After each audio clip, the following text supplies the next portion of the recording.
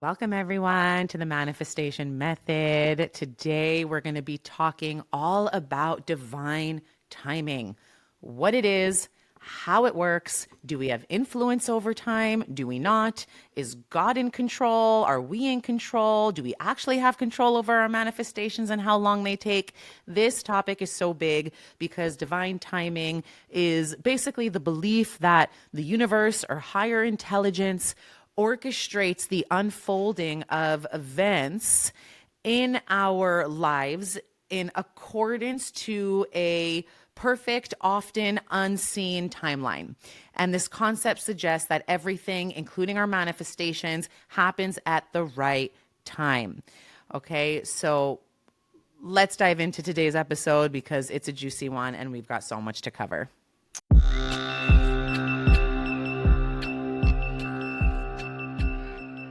Becoming a co-creator with the creator is your birthright. Together, we'll journey into your deepest authenticity. Because the more you align with who you truly are, the more effortlessly you call in the life that you desire and deserve.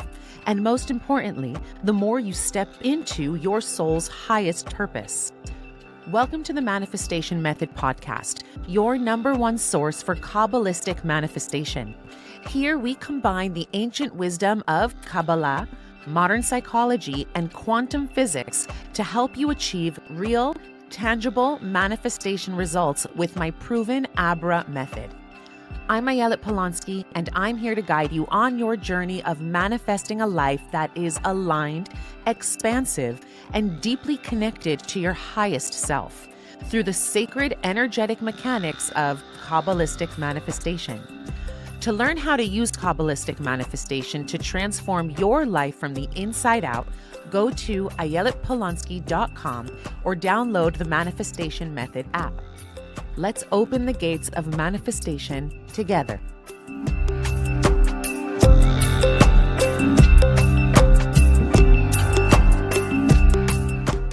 Yeah, so Ayala, tell us a little bit about divine timing in general, like the bullet points of really I think so many people think, we have a general idea of what divine timing is, but what is the breakdown of divine timing? Yeah, okay. So let's talk about how divine timing relates to manifestation. Okay. So in the manifestation process, one of the first steps is setting an intention. Another step is visualizing our desires with clarity and precision and focus. However, the timeline for when those desires choose to materialize is not always under our direct control, or at least not in a conscious way. And this is where the idea of divine timing comes in, right? Divine timing reminds us that while we co-create, and this co-creative dance is really a dance between us and the divine, right? And while we're co-creating our reality through our thoughts, our speech, our emotions, our frequency, our actions, right? The universe is actually operating with a higher intelligence, a much bigger intelligence than our puny little human brains holds. And that higher intelligence truly knows when we are ready and in alignment to receive that which we are asking for. So divine timing ensures that the right conditions, like both internally and externally, our internal world, our emotional world, our thinking processes, like our internal world and our external reality, divine timing ensures that both are met for a manifestation to unfold in a very harmonious way. Okay, so sometimes we think we're ready for something and we really, really, really, really want it. But on a deeper level, we might not have aligned ourselves fully, right? Or maybe our external circumstances might not yet be so conducive to our desires manifesting in the way we envision. Okay. Right. So how does that influence as an individual manifesting something that we want to create that we feel is part of our tikkun, like our karmic path? how does that influence divine timing? Because it's like there's two factors at play. There's us as individuals, us as manifestors, and then there's like source and then the divine timeline. How do those two play off of each other? Yeah, I mean, I'd say there's like what's called our dharma, Hmm. right? And there's like when we're actually living our dharma, when we're living our soul's purpose, and we are constantly shifting our vibrational frequency to be in alignment with our dharma, with our soul's purpose, with our mission in this planet, then we're actually shifting and realigning our stars in order for our divine manifestation to manifest. So, remind me the question again because I feel like I already went on a tangent and I Oh, yeah, yeah, yeah, for sure. Just talking about, okay, like the relationship between us as individual manifestors and then source and divine timing and how we influence each other, how we play off of each other. Like, can we influence divine timing? Are we totally subject to the divine's timing for us? How do those things work together? got it. Thank you for clarifying. Okay. So I'd say from a spiritual perspective, God or source is always involved in the manifestation process, always, because we are not separate from God, right? God is experiencing itself through us. And so while we are powerful co creators who can really shape our reality through intention, what source does, this divine intelligence, what it does, it supports us. It supports us in aligning our manifestations with our highest good. Okay, so this process works through universal laws like the law of attraction, the law of cause and effect, but also through divine wisdom that transcends human understanding. Okay, so like God always knows what is best for us. And sometimes it's a matter of shifting our frequency and becoming more in alignment with what it is God wants from us or what our soul's mission is meant to play out in this world. And the more we come into alignment, and which means really shedding a lot of the blockages that are getting in the way, right? There's a lot of resistance that gets in the way of us aligning with our soul's mission of what we're meant to receive, whether it's the soulmate, whether it's a career path, whether it's a certain degree of financial abundance, right? There's a lot of blockages that get in the way that have been instilled in us from when we were very young. A lot of the stories that we were told by our parents, by our community, by our society that implanted in us this belief that we're not worthy or we're not good enough for that manifestation, for that type of life. And so these blockages really need to get worked through in order to come more into alignment with our soul's mission. But every single one of us was born from day zero with a very specific path, a very specific soul's purpose. And so now we just go through life really attuning and coming back to figuring out what our soul's purpose is and then acting upon it. Hmm. But God source really plays a role in ensuring that what we manifest aligns not only with our personal desires but also with the greater good of our soul's journey. Hmm. So divine timing is often like the universe's way of aligning your personal manifestations with a higher plan. And that takes into account your spiritual evolution, the lessons you're meant to learn, the growth you're meant to go through. So can Yeah, I? and also it makes me think about like how time is relative. Like scientifically time is relative. It doesn't feel very relative as individuals because it's like, if you're in a place where you want something to happen or if you're feeling behind in life and that you want or you're not where you want to be, it's like obviously you want to speed time up. Or if you're really enjoying something, it's like it happens too fast and we wish we could slow it down and enjoy it more. And that makes me think about also like how, or the question of also there's like feeling like we have missed our chance or making up for lost time. Like we have all of these, metaphors that we use about time, like also too, or like feeling like, okay, like if we dated someone for, X amount of years and it didn't work out, like they wasted our time. Like how can we reframe, first of all, our beliefs about time, but also like when we're manifesting and it's like we have that belief of making up for lost time, does the universe when we get into alignment make our manifestations come through quicker and that's making up for lost time, or how does that relate? Yeah. So like I don't believe in the structure of lost time, right? Like this idea of like I lost time or I missed my chance or I wasted time.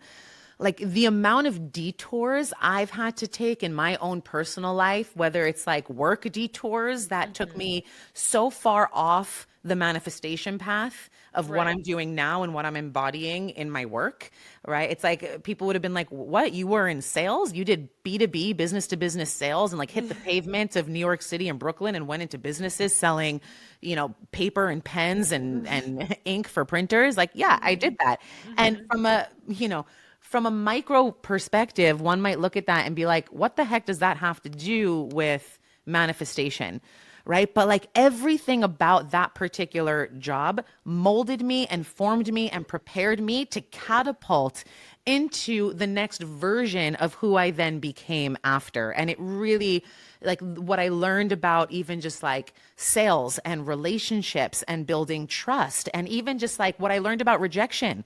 The amount of times I'd walk into a business and they'd be like, get out of here. We don't want paper, you know? Right, right. And needing to kind of like build a little bit of a thick skin really prepared me for like the bigger, greater mission and purpose that I really, see myself and continue to, God willing, like live into. So like that's one thing, is I don't really believe in lost time or wasted time. Everything is just a reroute to further you more or to direct you closer to your divine manifestation and your soul's purpose. Hmm. And another example is, right before I met my husband, a lot of people don't know this, but a month before I actually met my husband, I had called off an engagement. Hmm. So I was engaged to, an incredible guy, who just, by the time we were engaged and we were planning the wedding, it was like something inside my gut, like in my soul, was just like, he's not your guy. He's an amazing guy, but he's not your guy.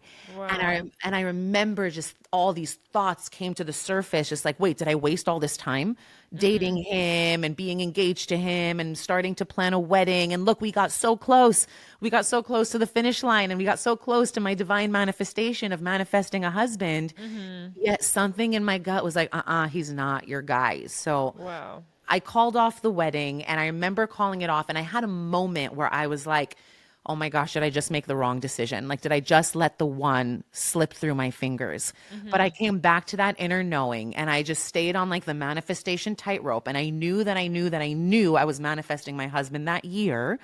And so fast forward literally, like a month later after calling off this engagement, I met my husband. And zoom out now from a macro perspective, Hmm. I learned so much, like so much about that first relationship that I had called off, formed me in a big way into like parts of the person I am today, and he was a very spiritual person, taught me a lot Right. about Kabbalah and the more mystical side of Judaism. And so I have him to thank for kind of like setting me on this path that I'm now on from a more Kabbalistic perspective. But Hmm. zoom out, he's living a completely different life, one that is so not in alignment with who I am today. And it's so clear that he was not my soulmate. I didn't know that then, but now I can see with clarity that my husband, who I have now, is clearly my soulmate. So it's interesting because according to quantum physics, time is not a linear construct as we often perceive it. Time is a human construct and it's an important construct, right? If I have a dinner date at 6 p.m., it's important that I check the time so that I'm not 2 hours late and like leaving my date stranded, right?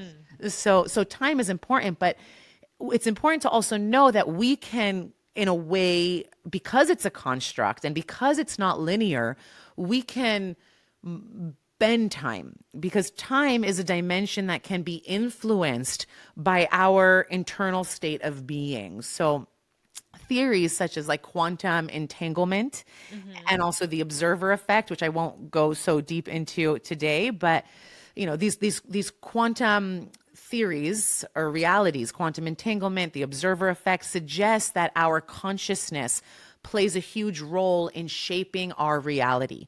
Hmm. Okay. And so it's our consciousness that shapes time in many ways. Mm.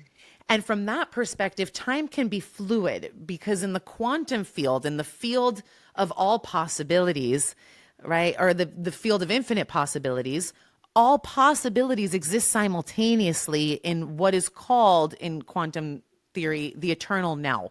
So all Wow. these possibilities, all the different possibilities of men who I could have married, all the different possibilities of homes and communities I could have lived in, or like jobs I could have had, because at some point in my life they've popped in as possibilities, they exist now as possibilities in the quantum field, and they exist in the eternal now.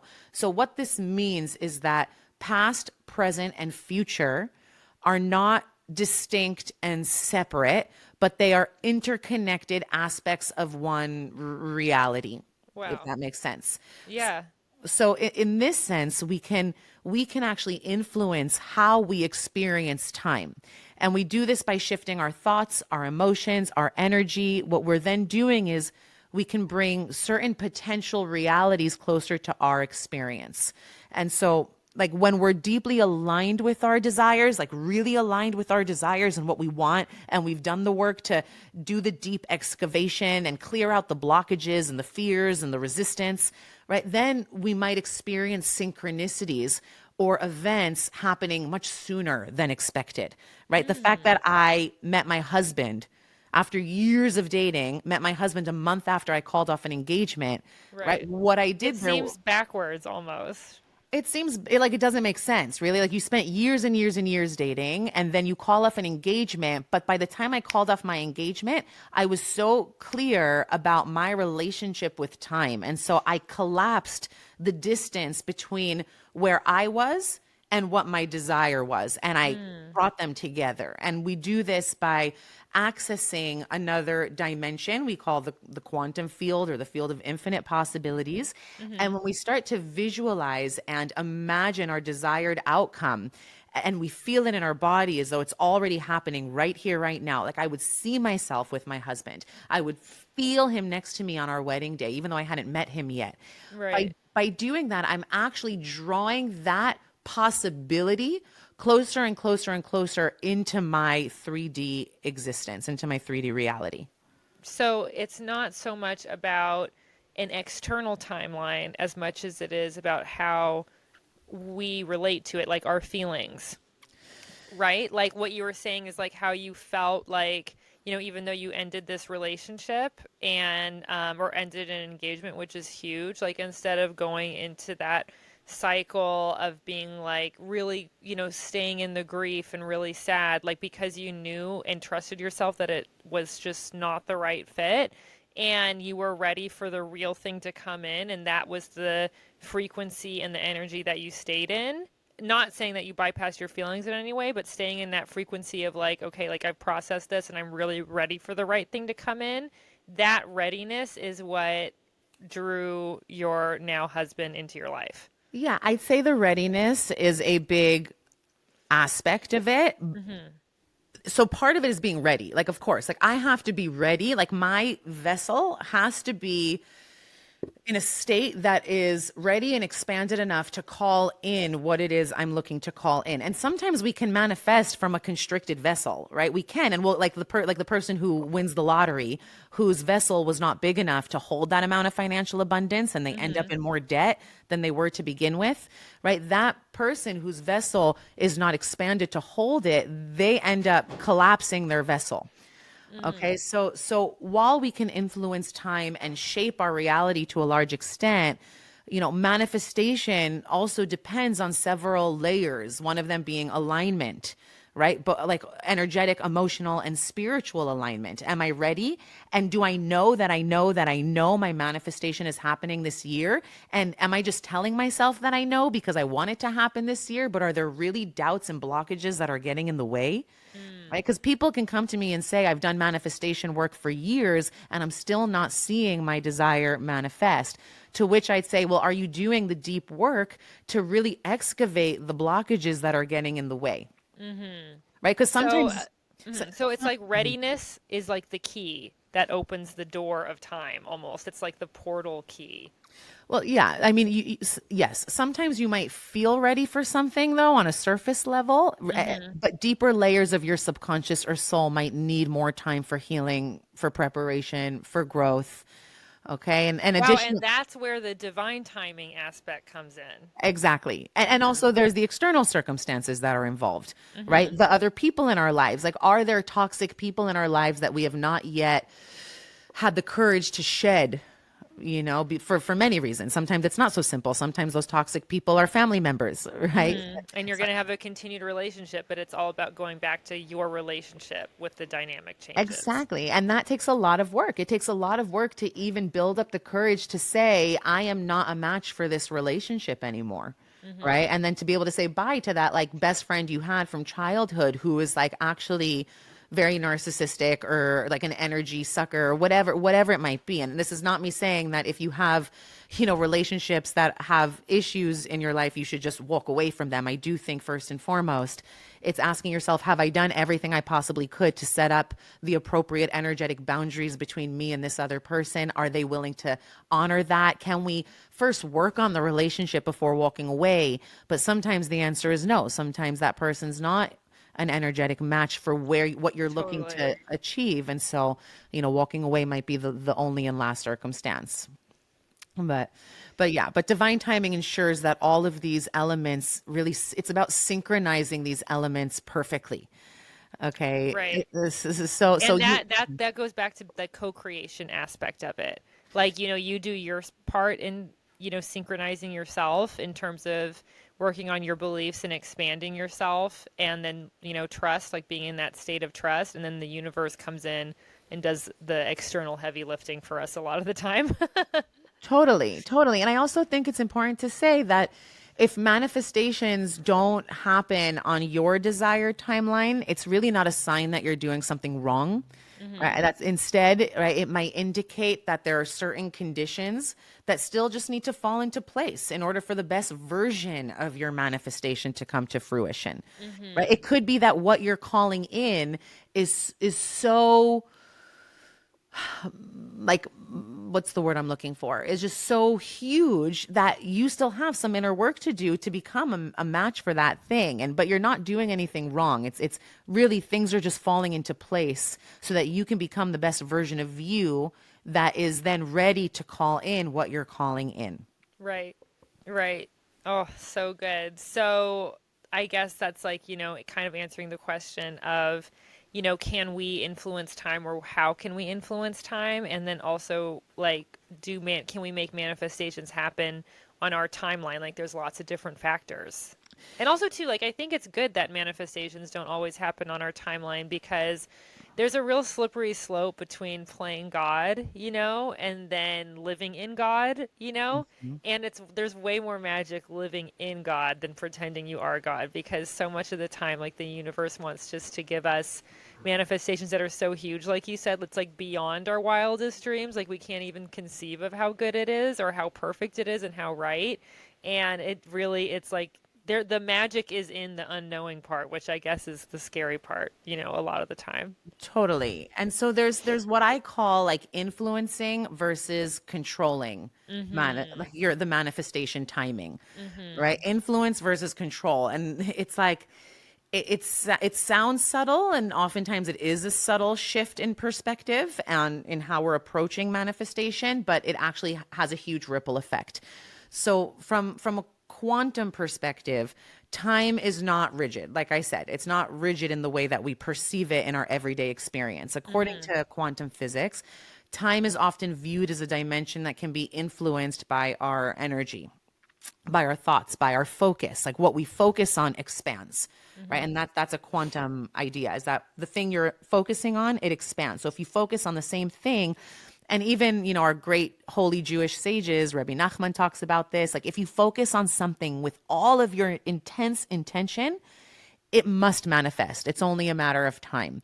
Okay, so this suggests that we can influence how quickly or slowly certain things manifest in our lives, and it depends on our vibrational alignment. So, Mm. this idea of influence not being the same as control right? While we can accelerate or slow down manifestations by shifting our mindset, by choosing right here, right now to feel good, and it's not, Right. I'm not saying to bypass, but to the extent that you can have some sort of like sovereignty over your emotions, over your actions, over your thoughts, right? Like that can accelerate or slow down the timing of your manifestation, but it doesn't mean that we have absolute control over the timing, because Mm-hmm. there are multiple factors at play, which we spoke about, right? Our Mm-hmm. internal world, our external world. Mm-hmm. And so it's just about constantly recalibrating our mindset, our emotions, our actions to kind of get more into the bullseye of what it is we're looking to manifest. And the closer Yeah. we can get to the bullseye, more accelerated the manifestation shows up in our life, Awesome. right? And a few ways that we can actually influence the timing is entering into a state of flow is one of the ways. Oh, tell us how to get there before we even continue. Well, it's a practice, because Mm-hmm. in the culture we grow up in, right? It's like we're always constantly moving from one thing to the next, to the next, to the next, and myself included, right? Mm-hmm. I show up for my husband, I show up for my kids, I show up for my clients, I show up for my community. Sometimes Right. I'm like, wait, is there time left to show up for me? That I feel like life is just pulling me in so many directions that I have to consciously Yeah. become aware Yeah. that, oh, wait a minute, my nervous system is Shot. right, is like paying the consequence, paying the price. And so, but what I do find is that when some people, when they stop obsessing over their desire Mm-hmm. and when they just let go mentally, that Mm-hmm. manifestations happen quickly and unexpectedly. And this is because they've released the attachment and Mm-hmm. they allow the universe to handle the timing. Right. So I talk about like Quantum entanglement theory. totally, totally. And I talk about, these two states that human beings enter, and one is conscious creation and Mm-hmm. the other is chronic control.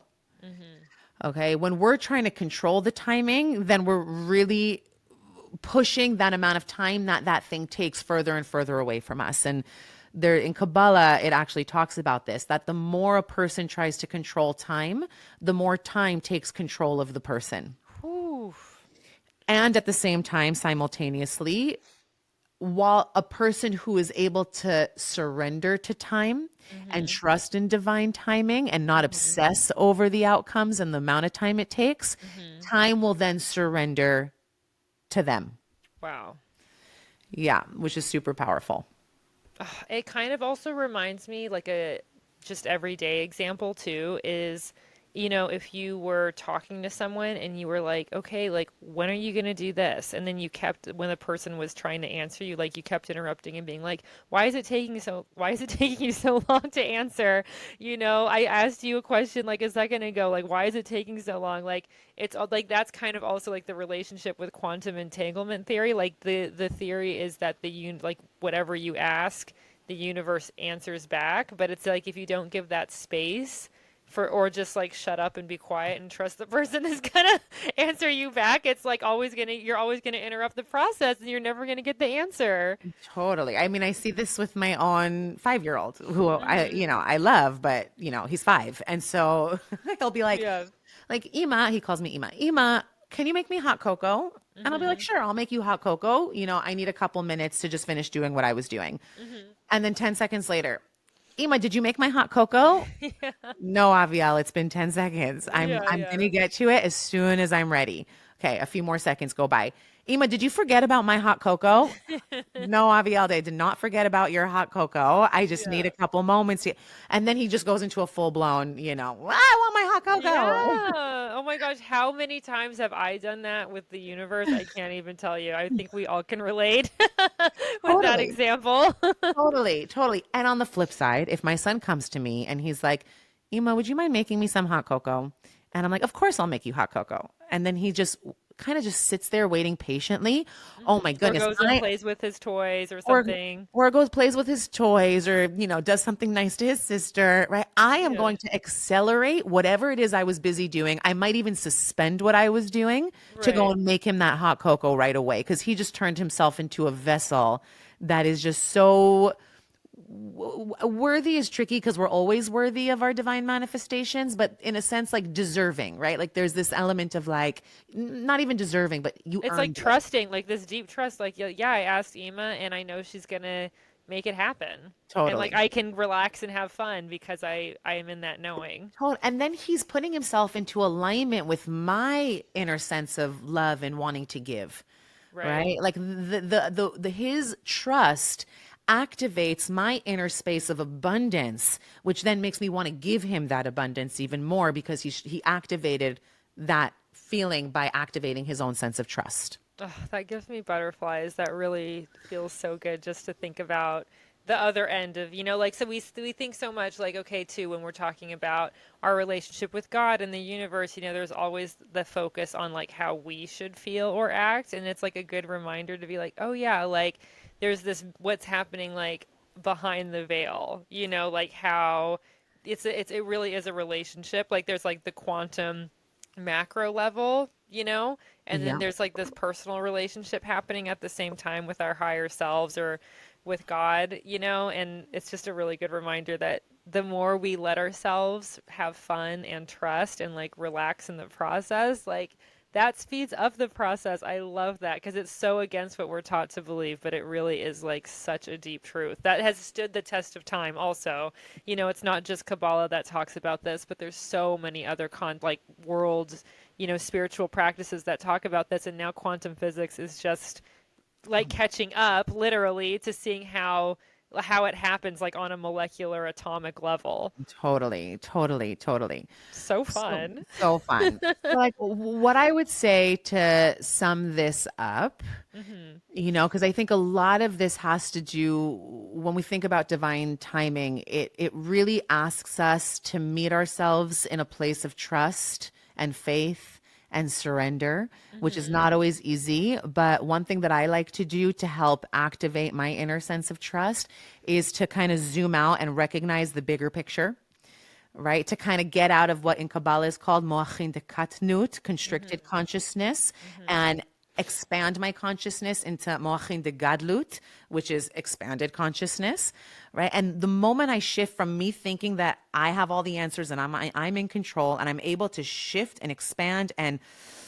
like into that, oh wait, hold on, there is a bigger picture here. And if I look back at all the experiences in my life where I thought that I was in control, but when I zoom out I really see that God was playing all the right cards to get me to the very next manifestation in my life, right? Just that, recognizing the bigger picture and understanding that divine timing considers factors that are beyond my immediate awareness, Hmm. right? That trust in things allow for the unfolding that will always serve your highest good. Okay, so that's one piece. Another one is, I would say, to practice patience and detachment, Mm. right? So surrender doesn't mean giving up on your desires. It means giving them over, right? It means releasing the need to control how and when. And for me, it's always about coming back to the what and the why. What is it that I want? And why do I want what I want? Okay. When I can hand over the how and the why, that is me showing source that I'm practicing patience and trust. And it also allows me to enjoy the journey without becoming attached to specific outcomes, because we Mm. kind of lose sight of the journey when we're so hyper focused on the outcome.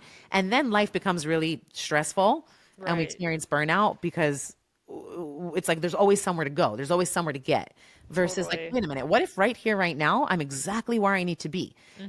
That consciousness of right here, right now, I'm exactly where I need to be keeps me in alignment.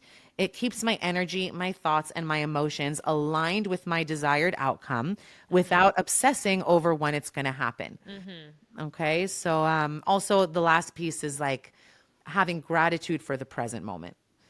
Okay. Because while waiting for Such a your, big piece. It's always about being grateful. it's always about being grateful, right? And so while you're waiting for your manifestation to show up, instead of obsessing over the time and instead of freaking out that it's just not going to happen, how about having gratitude and appreciating the present moment and the progress that you're making currently, right here, right now, right? Hmm. Because gratitude elevates your vibration and really brings you closer to your desires. So good. Yeah. So, Ultimately, can you influence the timing of your manifestations? Yes, by aligning your energy, your thoughts, and your emotions with what you desire, by releasing resistance, by maintaining focus. However, you cannot fully control the timing because divine timing takes into account a much broader, more complex set of factors, including your soul's growth and external circumstances. So, in essence, while you can co create and influence your desires to unfold, right, the universe's divine timing really ensures that it will happen when it's truly meant to happen and that it happens for your highest good. Yeah, so you can just relax into that and take that pressure off because it's all happening for you. Totally. And that sums up today's episode. But if you got some golden nuggets, please, please, please go ahead and like this episode, comment on this episode, and share it with friends who you think could really benefit from learning about divine timing. I'm so happy that you made it till the end, and having you here with us, really inspires us to just keep showing up and giving you more manifestation content. So until next time, here's to your rising.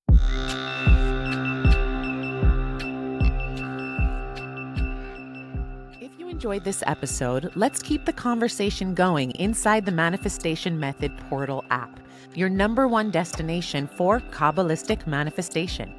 Inside, you'll unlock the secrets of manifestation through my proven Abra method, rooted in Kabbalah, psychology, and quantum physics, designed to help you manifest real, tangible results from the inside out. Join our global community of manifestors, explore our signature courses, monthly live manifestation workshops with me, Ayelet, and access our transformational hypno activations and attunements to rewire limiting beliefs and align with your soul's purpose. The app is available now on the Apple App Store and Google Play. To sign up, head over to ayeletpolonsky.com. Becoming a co-creator with the Creator is your birthright. Let's manifest the life you desire and deserve together.